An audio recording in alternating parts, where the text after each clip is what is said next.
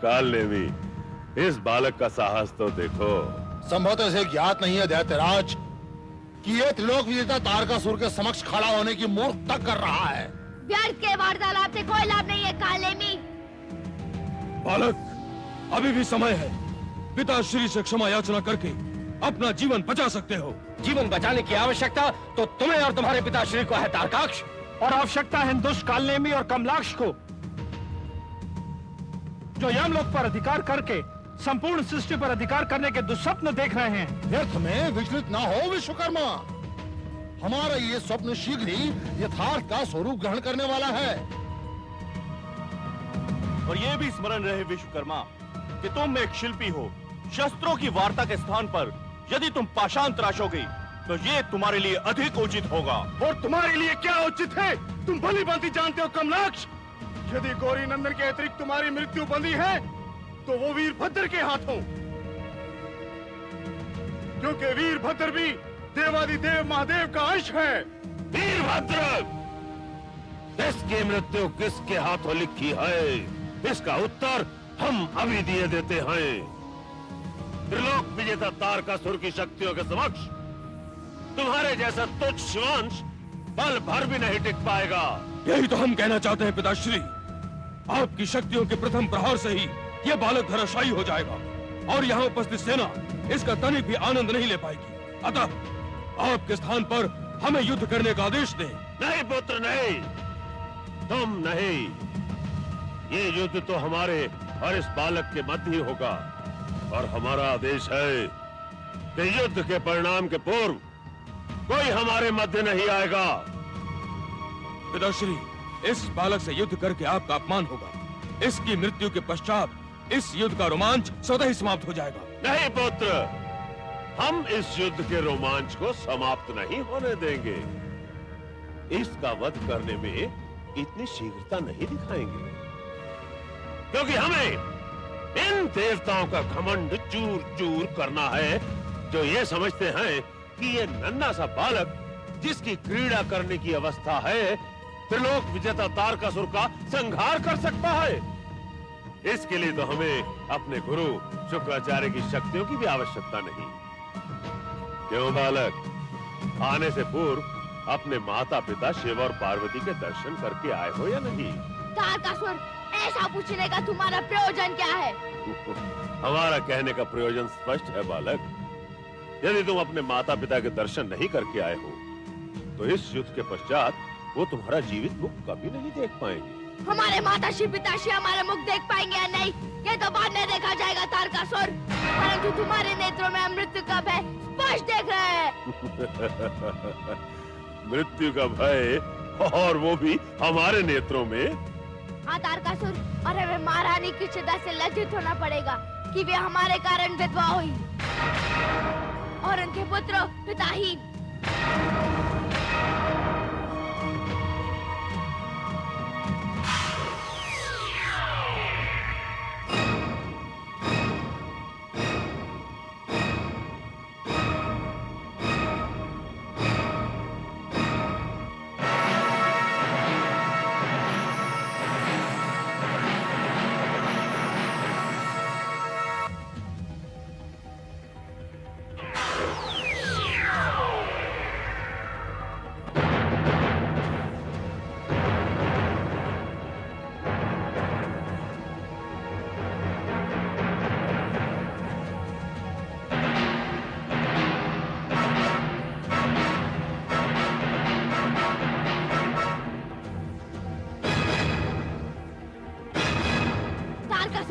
हमें बालक समझकर हम पर शक्तिहीन शस्त्रों के प्रहार करने की मूर्ता मत करो, अन्यथा इस युद्ध का रोमांच समाप्त हो जाएगा। प्रिय कार्तिकेय, रोमांच तो अभी आरंभ हुआ है। अभी तो इसे अपनी पराकाष्ठा को पार करना होगा, तभी इसकी समाप्ति संभव हो सकेगी। तारकाक्ष, प्रहार करने से पूर्व अपने पिता को इस बात का ज्ञान कराओ कि उन्हें कुमार पर किन शक्तियों से प्रहार करना चाहिए, जिससे एक ही प्रहार से कुमार धराशायी हो जाए। अग्नि!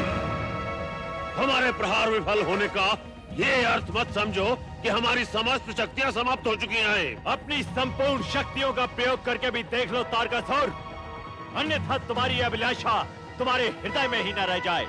हाँ तारकासुर, अपनी अंतिम अभिलाषा भी अवश्य पूर्ण कर लेना, अन्यथा वे अभिलाषाएं तुम्हें मुक्ति दिलाने में बाधक सिद्ध होंगी। इंद्र, इससे अधिक बोलना तुम्हारे लिए उचित नहीं होगा।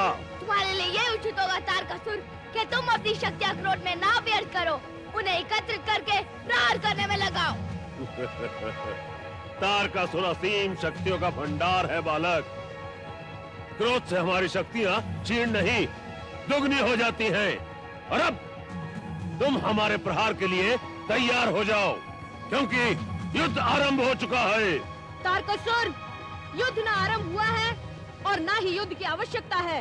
तारकासुर, तुम्हें प्रथम प्रहार करने की पूर्ण स्वतंत्रता है और इसके प्रत्युत्तर में भ्राता श्री प्रिय कुमार कोई प्रहार नहीं करेंगे। हाँ तारकासुर, जब तुम अपनी संपूर्ण शक्तियों का प्रयोग कर लोगे, तब हम अपनी एक ही शक्ति का प्रयोग करेंगे।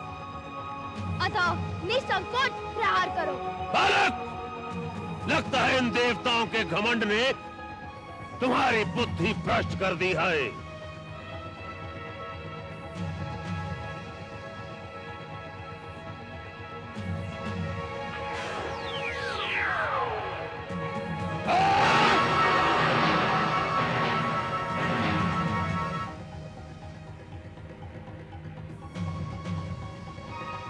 काकाश्री, लगता है पिताश्री ने दैत्य गुरु से संपर्क तोड़ लिया है। उन्हें जाकर बताना होगा कि वे गुरुदेव के आदेश का पालन करें और उन्हें स्मरण करते रहें। नहीं पुत्र तारकाक्ष, तुम्हारा युद्ध में आगे बढ़ना उचित नहीं होगा। यदि तुम युद्ध में आगे बढ़ोगे तो इसके साथ ही गजानन गणेश और इंद्रादि देवता भी युद्ध में सम्मिलित हो जाएंगे। विशेष रूप से गजानन गणेश का युद्ध में सम्मिलित होना हमारे लिए हानिकारक सिद्ध हो सकता है। भ्राताश्री, गणेश युद्ध में नहीं है, ये तो हमारे लिए प्रसन्नता का विषय है। और ये सब तो पिताश्री अपनी इच्छा से कर रहे हैं, जिससे युद्ध का रोमांच बना रहे।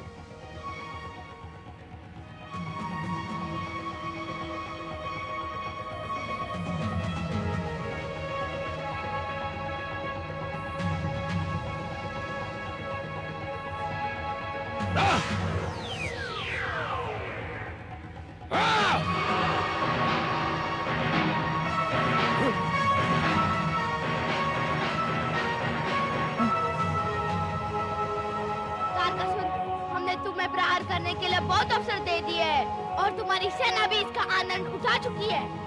अतः हमारा प्रहार करने का समय आ गया है।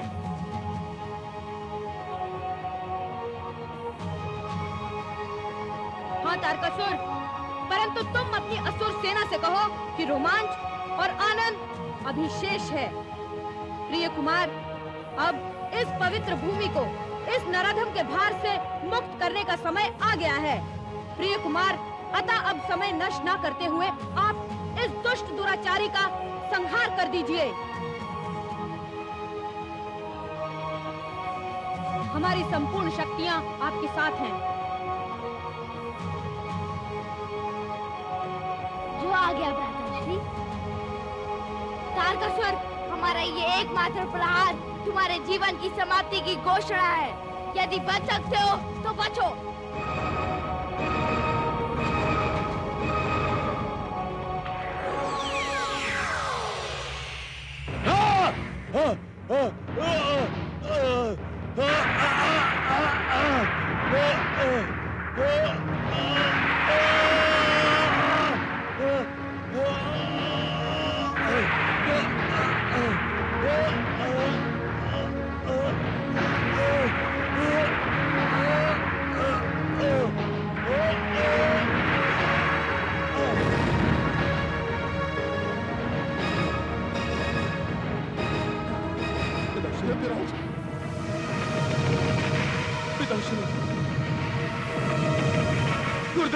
गुरुदेव, गुरुदेव, गुरु रक्षा करें, दैत्य गुरु रक्षा करें, रक्षा करें। अनर्थ हो गया दैत्य गुरु, अनर्थ हो गया। महाराज तारकाक्ष, गुरुदेव, पिताश्री, क्या हुआ महाराज को? बोलते क्यों नहीं तारकाक्ष? कालनेमी, क्या हुआ महाराज तारकासुर को? दैत्यराज तारकासुर वीर गति को प्राप्त हो गए गुरुदेव। नहीं कालनेमी, नहीं, ये संभव नहीं है। यह असंभव है। निश्चय ही असंभव था दैत्य गुरु, परंतु इस असंभव को संभव कर दिखाया उस बालक कार्तिकेय ने। परंतु महाराज ही क्यों? हम सब जीवित कैसे बच गए? हमने नहीं सुना युद्ध आरंभ होने का कोई कोलाहल, कोई जय घोष। तुम्हारे मिथ्या भाषण का क्या कोई अन्य कारण है? हम मिथ्या भाषण नहीं कर रहे गुरुदेव। तो फिर यह किस प्रकार संभव हुआ? गुरुदेव, उस गणेश ने इस युद्ध को निर्णायक युद्ध की संज्ञा देकर इस युद्ध को पिताश्री और कुमार कार्तिकेय के मध्य सीमित कर दिया। क्या?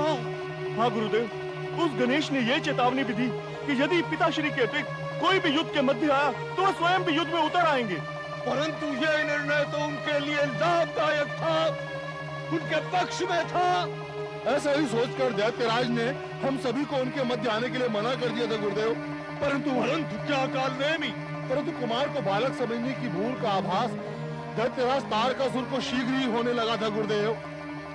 जब दैत्यराज तारकासुर की शक्ति के एक एक प्रहार को उस कुमार ने एक एक करके समाप्त कर दिया। और अंत में उस गजमुखी गणेश ने कुमार को न जाने क्या परामर्श दिया कि अगले ही प्रहार को पिताश्री सहन नहीं कर पाए और विचलित हो उठे, जिसका लाभ उठाकर कुमार ने दूसरी शक्ति का प्रहार किया और पिताश्री वीर गति को प्राप्त हो गए। गुरुदेव, मूर्खो, यदि ऐसा हो ही गया था तो तुम्हें दैत्यराज के शव को हमारे सम्मुख लेकर आना था। हम उन्हें मृत संजीवनी विद्या से पुनर्जीवित भी तो कर सकते थे। कैसे लाते गुरुदेव? उन्होंने पिताश्री को भ्राता संहार का सुर के समान राख में परिवर्तित कर दिया था। नहीं, नहीं, नहीं, नहीं। हे भारत चामुंडा, हे महानर्थ कैसे हो गया? इसको तपस्वी शुक्राचार्य के वर्षों का तप दैत्यराज की रक्षा करने में असमर्थ कैसे हुआ? मां, किस प्रकार हुआ? संपूर्ण ब्रह्मांड में आसुरी ध्वजा फहराने का स्वप्न देखने वाला जय गुरु शुक्राचार्य अपने प्रिय शिष्य को भी बचा नहीं पाया। मां, ये कैसे हुआ? तू देख रही है मां, एक तपस्वी का ऐसा घोर अपमान और उस अहंकारी गजानन गणेश के अहंकार की विजय कैसे हुई? मां, मुझे उत्तर दे मां, मुझे उत्तर दे। अन्यथा यह तपस्वी शुक्राचार्य इसी यज्ञ कुंड में स्वयं अपनी आहुति देगा। मां, अभी इसी समय, अभी इसी समय। ठहरो पुत्र शुक्राचार्य।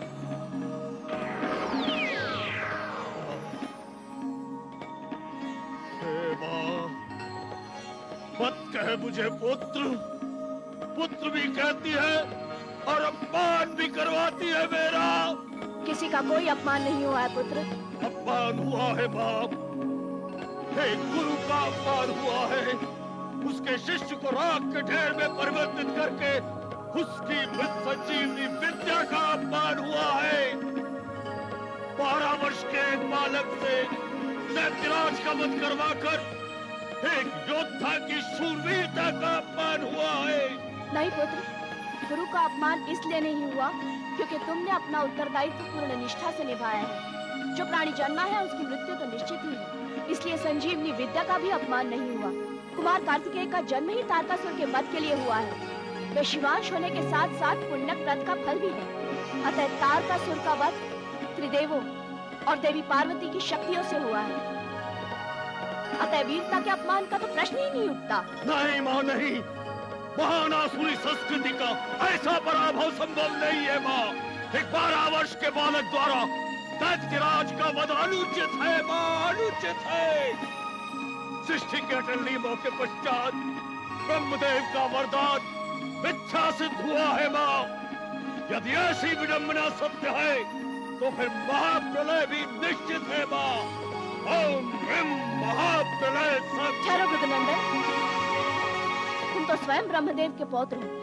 तुम्हें सृष्टि के नियमों के विरुद्ध विचलित नहीं होना चाहिए। ब्रह्मदेव के वरदान में शिवांश से ही तारकासुर का वध था। चाहे शिवांश 7 दिन का हो या 12 वर्षों का, इसे वरदान की मर्यादा भंग नहीं हो सकती। तारकासुर तो सौभाग्यशाली था पुत्र। जिसने ओंकारेश्वर स्वरूप के समक्ष मृत्यु का वरण किया। शांत हो जाओ पुत्र, शांत हो जाओ। महारानी को क्या उत्तर देंगे माँ? कैसे समझाएंगे हम? तुम चिंतित ना हो पुत्र, हम स्वयं महारानी को इस वेदना को सहन करने की शक्ति प्रदान करेंगे। जाओ पुत्र तारकाक्ष, महारानी को इस सूचना से अवगत कराओ। कल्याणमस्तु।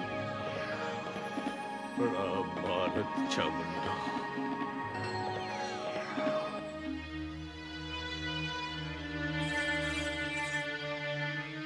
पुत्र तारकाक्ष, पुत्र तारकाक्ष, तुम सब आ गए। दैत्य गुरु शुक्राचार्य का कथन सत्य हुआ। कैलाश विजय करके लौटे हो तुम। ये तो उत्सव का समाचार है कालनेमी। तीनों लोकों में घोषणा करवा दो, उत्सव की तैयारियां करो। माता श्री। हाँ पुत्र, पुत्र, तुम्हारे पिताश्री नहीं आए? क्या वो द्वार पर हमारे पहुंचने की प्रतीक्षा कर रहे हैं? कोई प्रतीक्षा नहीं कर रहा द्वार पर माता श्री। तो वो कहाँ रह गए? आए क्यों नहीं? अब नहीं आएंगे पिताश्री। वे जीवित होंगे तभी तो आएंगे ना माता श्री। तारकाक्ष, तुम जानते भी हो तुम क्या कह रहे हो? ये सत्य है माता श्री। पिताश्री कैलाश विजय के युद्ध में वीर गति को प्राप्त हो गए। तुम अपनी जीवा को अपने वश में रखो दुष्ट। इस प्रकार के मिथ्या भाषण करते हुए तुम्हें लज्जा नहीं आती? कालनेमी, दूर ले जाइए इस दुष्ट को हमारी दृष्टि से और समझाइए इसे कि किनके बारे में ये मिथ्या भाषण कर रहा है। त्रिलोक विजेता है वे, देवतागण और संपूर्ण दैत्य साम्राज्य जिनकी गर्जना मात्र से भयभीत हो उठते हैं, उनकी मृत्यु के विषय में यही बात कर रहा है। हमें क्षमा कर दीजिए माताश्री कि ऐसा अशुभ समाचार हमें अपने मुख से देना पड़ रहा है, परंतु ये सत्य है माताश्री। मत कहो हमें माताश्री। ऐसे पुत्र के होने से तो उचित है कि हम पुत्र विहीन हो जाएं। माताश्री, आप जो दंड देना चाहें हमें दे दें, परंतु ये सत्य है माताश्री कि पिताश्री अब जीवित नहीं रहे। नहीं, ऐसे कदाचित नहीं हो सकता, ऐसे नहीं हो सकता। महारानी, ये सत्य है। ये सत्य है कि उस कुमार ने हमारे दैत्यराज को अपनी शक्ति के प्रहार से न केवल वीर गति दे दी, अभी तो उनके शरीर को राख के ढेर में बदल दिया। महारानी, हम जानते थे कालनेमी, हम जानते थे कि ऐसा ही होगा। हमने उन्हें कितना समझाया, किंतु उन्होंने हमारी एक नहीं सुनी। अपनी शक्तियों की पुनः प्राप्ति के मद में उन्होंने कैलाश पर आक्रमण कर ही दिया। माता श्री, दैत्य गुरु शुक्राचार्य कह रहे थे कि यदि पिताश्री के शरीर को लाया जाता तो उनके पुनर्जीवित होने की संभावना थी। नहीं तारकाक्ष, उनके जीवित रहने की तो सभी संभावनाएं उसी समय समाप्त हो गई थी जब उन्होंने कैलाश पर आक्रमण करने के लिए प्रस्थान किया था। बिना तिलक करवाए रणभूमि की ओर प्रस्थान करना अपशगुन का सूचक था। परंतु दैत्य गुरु ने तो विजयी होने का आशीर्वाद दिया था माताश्री। ये सब दैत्य गुरु शुक्राचार्य के कारण ही हुआ है। यदि वो चाहते तो स्वामी जीवित रह सकते थे। हमने गजानन गणेश और कुमार कार्तिकेय से प्रार्थना करके उन्हें प्रथम प्रहार न करने के लिए सहमत भी कर लिया था, परंतु दैत्य गुरु शुक्राचार्य ने अपने अपमान का प्रतिशोध लेने के लिए स्वामी को मृत्यु के मुख में धकेल दिया। हम दैत्य गुरु शुक्राचार्य को कभी क्षमा नहीं करेंगे, कदापि क्षमा नहीं करेंगे, कभी क्षमा नहीं करेंगे।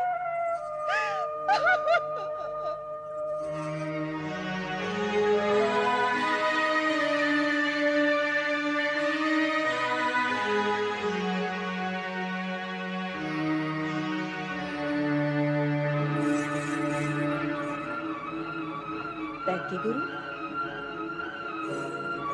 इतना घोर अनर्थ घटित करा के आप कहाँ जा रहे हैं? आप महारानी, क्यों? हमारे अकस्मात यहाँ उपस्थित हो जाने पर आपको आश्चर्य हो रहा है, या हमारे आने से पूर्व आप यहाँ से चले जाना चाहते थे जिससे आप इस अपराध बोझ से बच सकें? हम पर कृपया ऐसा लांछन तो न लगाए महारानी। लांछन? हम आप पर लांछन लगा रहे हैं? महारानी, आप जैसे प्रचंड तपस्वी की छत्र छाया में महाशक्तिशाली दैत्यराज का वध हो गया और वो भी एक 12 वर्षीय बालक के हाथों। और आप कह रहे हैं हम आप पर लांछन लगा रहे हैं। महारानी, मत कहिए हमें महारानी। स्वामी के चले जाने के पश्चात ये शब्द हमें अंतःकरण तक किसी बाण की भांति बीन देता है। परंतु हमारी विवशता तो समझने का प्रयास करें महारानी। क्या आपने हमारी विवशता समझने की चेष्टा की थी दैत्य गुरु? हम विलाप करते रहे कि गजानन गणेश सर्वशक्तिमान है। उनके रहते कैलाश पर आक्रमण करने का अर्थ महाविनाश के अतिरिक्त और कुछ नहीं होगा। हमारे हृदय की पीड़ा को जानते हुए भी आप हमें मिथ्या आश्वासन देते रहे कि असुर राज की विजय निश्चित है। हमारे अटल सुहाग के निमित्त ही आपने उन्हें कैलाश पर आक्रमण करने का आदेश दिया है। यही सत्य था महारानी, यही सत्य था। मां चामुंडा की सौगंध, यही सत्य था। यदि यही सत्य था तो फिर ये सत्य संहार में कैसे परिवर्तित हो गया गुरुदेव? इसे ही विधि का लेख कहते हैं महारानी, जिसे टाला नहीं जा सकता।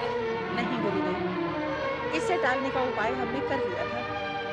गजानन गणेश और कुमार कार्तिकेय ने हमें आश्वासन दिया था कि जब तक स्वयं स्वामी उन पर आक्रमण नहीं करेंगे, वे स्वामी पर अनिष्टकारी प्रहार नहीं करेंगे। महारानी, आप गजानन गणेश की कुटिल नीतियों से परिचित नहीं हैं। एक और उन्होंने आपको आश्वासन भी दिया और दूसरी ओर दैत्यराज पर घातक आक्रमण करवाकर उनका वध भी करवा दिया। नहीं गुरुदेव, आश्वासन गजानन गणेश ने नहीं, आपने दिया था। मिथ्या भाषण कुमार कार्तिकेय ने नहीं, आपने दिया था। कुमार कार्तिकेय ने तो अंतिम समय भी स्वामी को प्रहार करने का अवसर दिया, परंतु आपकी शक्तियों ने उनकी रक्षा नहीं की। कैसे कर सकते थे महारानी, जबकि प्रहार से पूर्व ही कुमार को बालक समझकर महाराज ने हमारी और हमारी शक्तियों की अवहेलना कर दी थी। हमारे बारंबार समझाने के पश्चात भी महाराज ने हमारे मस्तिष्क से अपना संबंध तोड़ दिया था। यदि स्वामी आपके मस्तिष्क से संपर्क स्थापित करने में असमर्थ रहे तो आप तो उनसे संपर्क स्थापित कर सकते थे गुरुदेव। आप तो आसुरी शक्तियों के सृजन करता है। रक्त मां चामुंडा भी आपको अपना परम भक्त, परम पुत्र समझकर आपकी सहायता करने के लिए वचनबद्ध है। इतने शक्तिशाली होते हुए भी आपने स्वामी से संपर्क स्थापित क्यों नहीं किया? हमने संबंध स्थापित करने का प्रयास किया था महारानी, परंतु हमारे मस्तिष्क और महाराज के बीच आप आ गई थी। हम आ गए थे? ये कैसे सत्य हो सकता है गुरुदेव? यही सत्य है महारानी, यही सत्य है। स्मरण करें महारानी, हम यज्ञ में आहुति दे रहे थे तभी आप आ गई थी। हमने कहा था विजयश्री के लिए किए जा रहे यज्ञ में विलाप करना अशुद्ध सिद्ध होगा। आपको समझाने के प्रयास में जो समय नष्ट हुआ वही अंतराल दैत्यराज के जीवन के लिए अनिष्टकारी सिद्ध हुआ। नहीं गुरुदेव, नहीं। अर्थात अपने स्वामी की मृत्यु के हम स्वयं उत्तरदायी हैं। हमें जीवित रहने का कोई अधिकार नहीं, हमें जीवित रहने का कोई अधिकार नहीं गुरुदेव। नहीं महारानी, अब दैत्य साम्राज्य है। दैत्य साम्राज्य का विस्तार आपका प्रथम कर्तव्य है। समय आएगा महारानी जब आसुरी वृत्तियां समस्त ब्रह्मांड में आच्छादित होंगी। सत्ता शक्ति बनाए रखने के लिए छल बल तथा प्रलोभन का प्रयोग सर्वमान्य भी हो जाएगा और सामान्य भी। है कोई जो दैत्य गुरु की इस भविष्यवाणी को नकार सके? देखिए महारानी, देवताओं की क्षणिक प्रसन्नता, असुरराज का वध हमें विचलित तो कर सकता है, परंतु भविष्य के हमारे स्वप्न को बाधित कला भी नहीं कर सकता।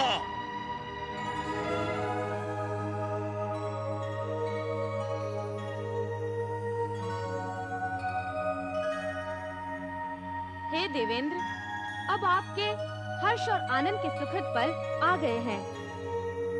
दुख की छाया अब आपके जीवन से पूर्णतः समाप्त हो गई है। अब आपको चिंताग्रस्त रहने की आवश्यकता नहीं है देवेंद्र। हाँ देवेंद्र, अब आप अपना इंद्रलोक और यमदेव, आप अपना यमलोक पुनः प्राप्त कर लीजिए। हे विघ्न विनाशक, हे गौरी नंदन, ये सब तो आपके और कुमार कार्तिकेय की कृपा स्वरूप ही संभव हो पाया है। देवेंद्र सत्य कह रहे हैं गौरी नंदन। यदि प्रिय कुमार कार्तिकेय के हाथों तारकासुर का वध नहीं होता तो हमारे साथ साथ संपूर्ण ब्रह्मांड न जाने कितनी लंबी अवधि तक इन असुरों के आतंक से पीड़ित रहता। हे विघ्नेश्वर, आप दोनों भ्राताओं के इस कृपादान हेतु आभार कहना बहुत ही लघु जान पड़ता। पार्वती नंदन, आपके आशीर्वाद के बिना हमें हमारा यमलोक मिलना संभव ही नहीं था। ये तो आपकी उदारता है यमदेव। देवेंद्र, आप सभी देवताओं ने एक लंबी अवधि तक अपने लोकों से विस्थापित रहकर बहुत वेदनाएं सही हैं। अब हर्ष और आनंद के क्षणों का सुख भोगिए और आप सभी अपने अपने लोक की ओर प्रस्थान कीजिए और कुशल शासन का परिचय दीजिए। हम प्रस्थान करें? ये कैसे हो सकता है? ये कैसे हो सकता है? ये आप कह रहे हैं देवेंद्र? आप तो इंद्रलोक प्राप्त करने हेतु एक लंबी अवधि से प्रयासरत थे। आप सत्य कह रहे हैं गौरी नंदन। हमारे लिए तो इंद्रलोक और यमदेव के लिए यमलोक का प्राप्त होना एक अति सुखद अनुभूति है। परंतु क्या देवेंद्र? आप निसंकोच बताइए। परंतु असुरों की उपस्थिति ने हमारे लोगों को अपवित्र कर दिया है। अब आप ही बताइए गौरी नंदन, ऐसी अपवित्र भूमि पर हम कैसे प्रवेश कर सकते हैं? गौरी नंदन, आप दोनों भ्राताओं से प्रार्थना है कि आप अपने पावन चरणों की चरण धूलि से हमारे लोगों को पवित्र करके हमें कृतार्थ करें। ये हमारी प्रार्थना तो है ही, हमारी परंपरा भी है प्रथमेश्वर। कृपया इसे अस्वीकार न करें। ये आपकी परंपरा है, हम आपके कहने का अर्थ नहीं समझे कुबेर। प्रिय कार्तिकेय, गौरी नंदन द्वारा तारकाक्ष को अपदस्थ करने के पश्चात जब हमें इंद्रलोक प्राप्त हुआ था, उस पर सर्वप्रथम विघ्नहर्ता गजानन गणेश के चरण रज ही पड़े थे।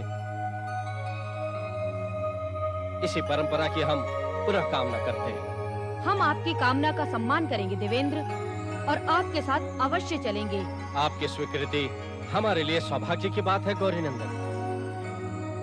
हमारी भी एक प्रार्थना है विघ्नेश्वर। हम आपकी प्रार्थना भली भांति समझ गए हैं यमदेव।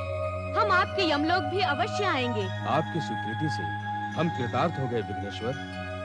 किसी भी अत्याचार और अधिकार हनन का अंत तो निश्चित होता है यमदेव। ये तो सृष्टि का नियम है।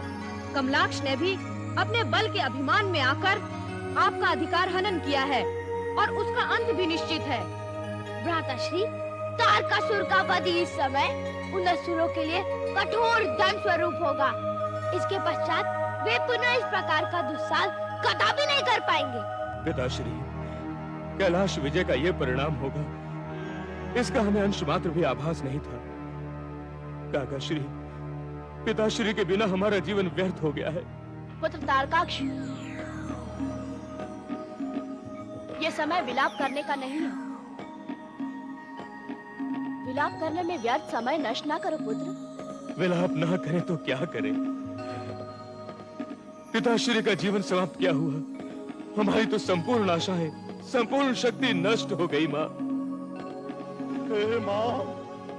हे माँ रक्त चामुंडा, हमारी पूजा आराधना में क्या कमी रह गई थी माँ, जिसके कारण तेरे पुत्रों को विवश होकर ऐसे दुर्दिन देखने पड़ रहे हैं माँ।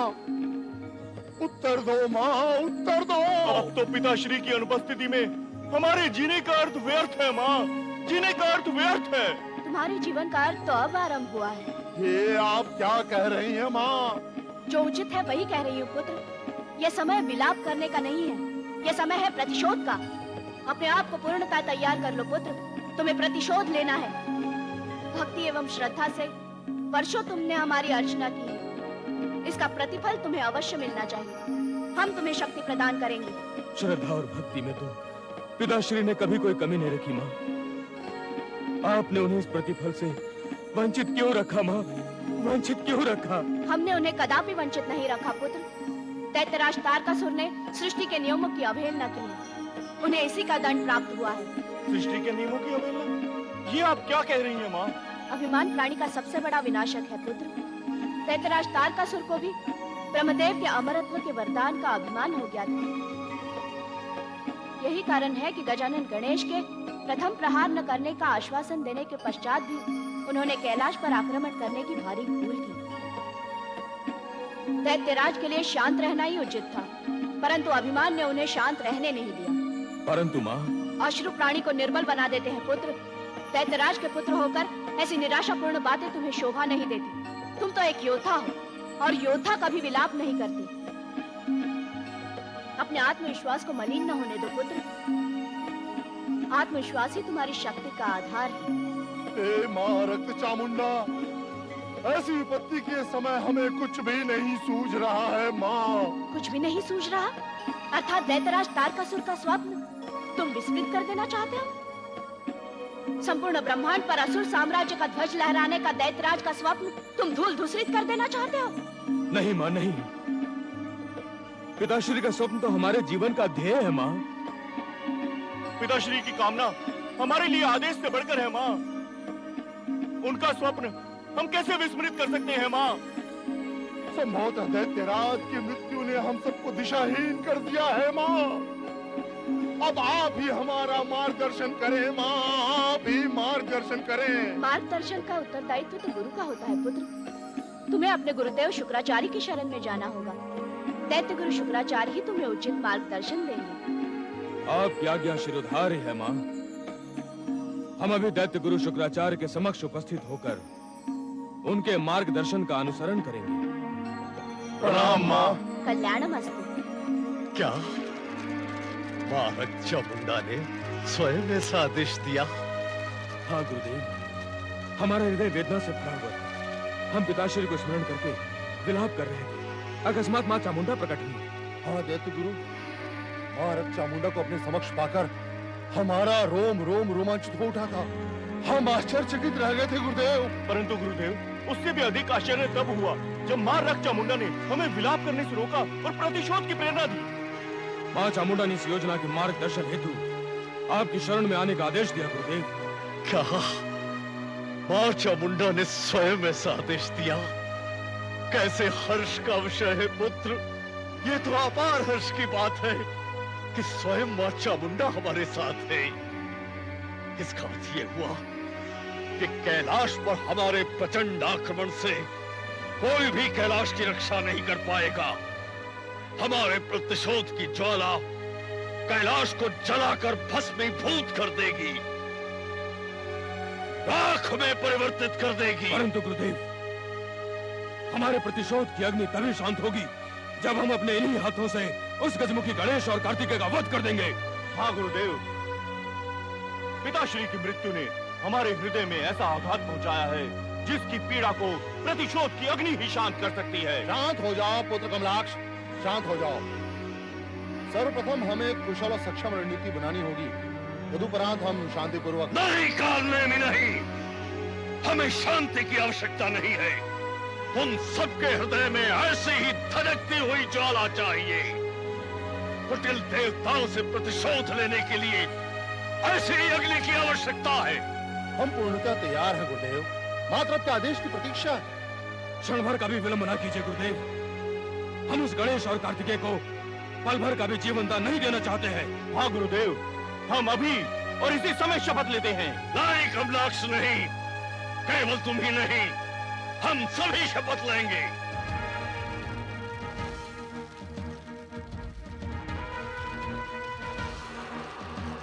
माँ रक्त चामुंडा को साक्षी जानकर इस पवित्र अग्नि के समक्ष हम सभी शपथ लेते हैं कि दैत्यराज तारकासुर के वध का प्रतिशोध लेंगे।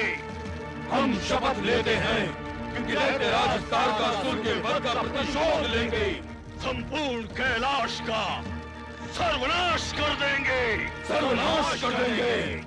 हम ये भी शपथ लेते हैं, हम ये भी शपथ लेते हैं कि जब तक गणेश और कार्तिकेय का वध नहीं कर देंगे, कि जब तक गणेश और कार्तिकेय का वध नहीं कर देंगे, शांति से नहीं बैठेंगे, शांति से नहीं बैठेंगे।